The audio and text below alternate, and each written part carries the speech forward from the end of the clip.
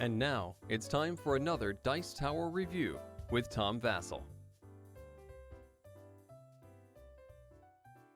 We're taking a look at the game Medina. This is a reprint of Medina. Medina originally came out in 2001.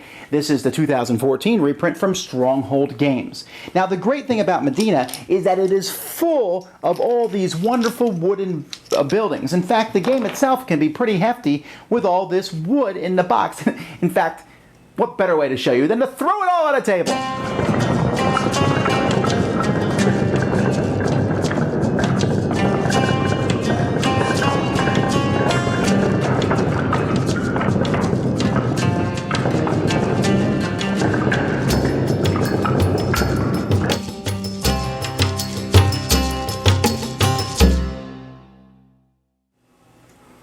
Now, you just saw a ton of pieces, but not many pieces go on the board at the beginning. You have these towers, which really don't need to be there, but they make it look so much cooler, that are placed here. And there's some tiles. You have a well, which is made up of two different pieces. You place it somewhere inside the city, and a merchant who you also place inside the city. So I just put them here. But you can put them in different places to start the game. Each player has a shield, and this is a good shield. It's made out of cardboard and the whole thing fits together. And you need this good shield because you're supposed to hide all these blocks except for these. You get 4 roofs of your colors. You put those in front and the rest goes behind your shield. Now you're like, oh, that doesn't cover everything. It covers it enough, and it really matters as the game gets about halfway through when half your pieces are on the board. Then you don't want people to know what you have left. On your turn, the game is really easy to play. You place 2 things. Well, if you're playing a 3 or 4 player game, the first 2 people place 1 thing each. But after that, you place 2 things on the board. You can place the buildings behind your screen, or you can place a roof. Now, one of the things you can build is a palace. So here's a purple palace. I can place this somewhere on the board. And maybe for my second piece, I want to place another purple palace next to it. Once a purple palace has been started, or an orange palace, or a gray palace, each additional of that color, even if another player plays, let's say the next player wants to play gray, he has to attach it to this palace. So you have to continue doing the palace of the same color that's out there, unless it's impossible. Now, there are some rules about palaces. When you build a palace, I can't put an orange palace here next to this one. Well, first of all, because let's say that orange isn't there. I can't put it there because between every palace on the board, there has to remain a space, and that includes even diagonally. Think of it essentially as you need to be able to drive a little car around in the streets between the different palaces that are built. So as the game goes by, you're going to be stymied in by how the palaces are built on the board. You can also claim a palace by placing a roof on it. Now, once I claim this orange palace here, then the next time someone places an orange palace piece on the board, they have to place it somewhere else because this palace is finished. Once you put a roof on it, it's done. You can no longer add pieces of that color to it. If you still have orange pieces yourself, you're going to have to put them out at some point and probably help someone else build theirs. So it's kind of like a little game of chicken as you're trying to figure out when's the best time to take control of a palace. Another piece players have is a stable. Stables can be added to any palace. You simply put them next to a palace piece. Although, again, you can't block streets with stables. That would be illegal. So stables help make a palace bigger. They're kind of wild. Then you have walls. Walls can be placed next to a tower or next to a wall that's already out there. So once I built this first wall, then I can start making the wall go out farther like this. Now, the only rule about walls is they have to be next to a tower or another wall, and you can never completely block off the side. You always have to leave at least one space for a gate, so the walls will never connect from one tower to another tower. Then you have your little merchant dudes here. This is a merchant street, essentially. I have to place each new merchant guy at the end of the street. I can place them at either end. You can never have a merchant touch 2 merchants, but unlike everything else in the game, the merchants can go in the streets between the palaces, as long as they're attached to the merchants who are already out there. If a merchant's run into 2 dead ends, you can start another street. And I need to learn to put the roof on the proper way on these palaces. There we go. And so this is going to continue on. Now, the first person to finish a palace, like when I put this on here, if I was the first person to make an orange palace, then I would get this tile here and put it in front of me. At the end of the game, this is going to be worth 4 points.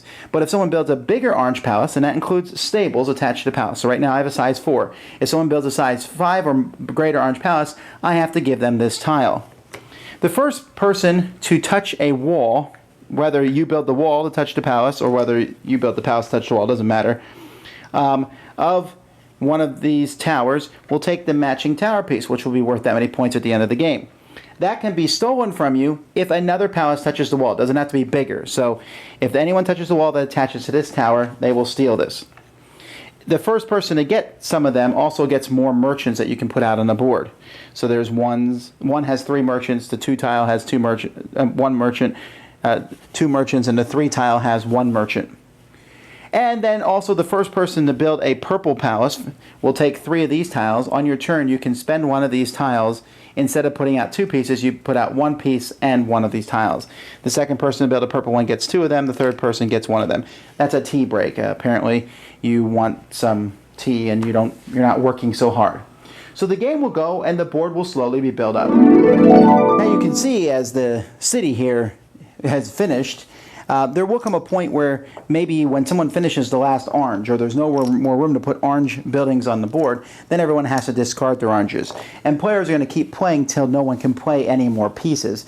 And you may end before someone else because you may be left with a handful of colors that can no longer be played. At the end of the game, you're simply going to score. Each tile that you have in front of you is worth the points in that tile, and then you're going to score each of your 4 palaces. Well, there's a possibility you don't have all 4 palaces, but probably you'll have 4 palaces. Now palaces score 1 for each section that's in them, including stables. So this orange one here is 1, 2, 3, 4, 5. This gray one here is 1, 2, 3, 4, 5, 6, 7. Plus 1 for each wall section they touch. So here this orange one is actually 1, 2, 3, 4, 5, 6.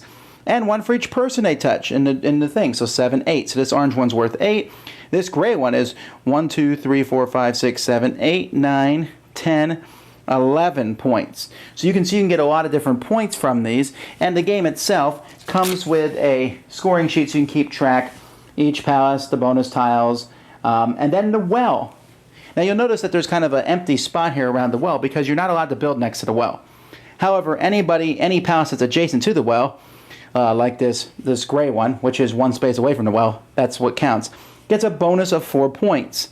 So again, the best place to build your palaces usually is near corners because you get lots of walls next to them, or near the merchant train, but also you want to build near the well. Whoever has the most points is the winner, and then you'll probably take some time to take some pictures of your beautiful city that you have made. Medina is an abstract game, obviously. I mean, there's a theme there. You're building a city, and it's a beautiful thing. It's a visually fun. Some people might complain about placing the pieces after a while. You're placing them there trying not to knock the other stuff over, but that's minor and that doesn't bother me at all. But when you're done, it looks really cool. Whenever I finish, I take a picture of the city that we've made. Here's one from a recent game that we played, and I just really enjoy that. I really like how the thing looks, but looks isn't everything. Is there a game here? And it really is excellent. This is, as I said in my run-through, this is like a giant 4-way game of chicken. Or if you play with 4 or 3 players, the board actually has a smaller one in the back for 2 players. And then you have some dummy palaces that nobody owns when you play with 2 or 3 players. I actually like it best with 4. But anyway, this is game of chicken, and so I have to decide. There's this palace out there that's 3 orange. Is that worth me taking? Well, let's see. Each player started with 5 orange buildings, so I should have an average of 5. But if I wait too long, I'm not going to get them all on the board because there's quite a few that aren't going to make it into the game. So, you know, when is a palace big enough? And if I take one early, I can add some stables to it, make the merchant train run by it, hook the walls up to it, or make sure it's close enough to the fountain. But if I wait a little bit longer, I might, you can get, you know, if you wait sometimes in this game of chicken, you can win because everyone else takes the orange palaces and that's it. The last orange palace is mine. So I put it in the empty section of the board and hope that people are forced to add to that before I put my roof on it, which is kind of a neat concept. I really enjoy that, and it plays out really well. And the game takes an hour at the most.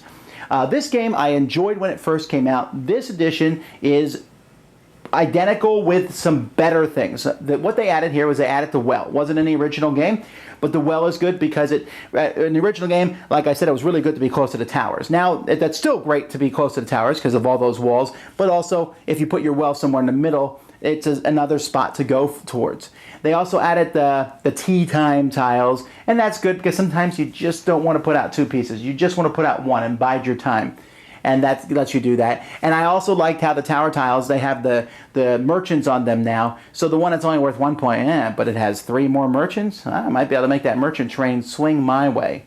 It's great. This concept is so easy. It's also done in Through the Desert, where in Through the Desert, you put out 2 camels. That's all you do. That's all you're doing here, is putting out 2 pieces. But you have options. I think there's 4, 5, 6, 7 different pieces, 8 if you include your roofs, pieces that you can put out. That's good. It plays smoothly. The game starts out wide open and then gets more crowded and crowded as it goes by, and you get more tense as, I really want to get a good palace.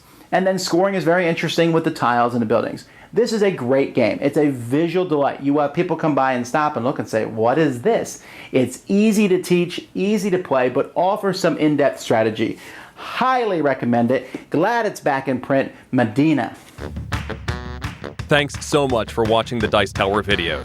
Find more great videos and reviews, as well as our top-rated audio podcast at Dicetower.com. You can also find other great shows at Dicetowernetwork.com. I'm Eric Summerer, and you've been watching The Dice Tower. The Dice Tower is sponsored by Cool Stuff Inc., where you can find great games for great prices. Cool stuff in stock. Check them out at CoolStuffInc.com. Shut the door!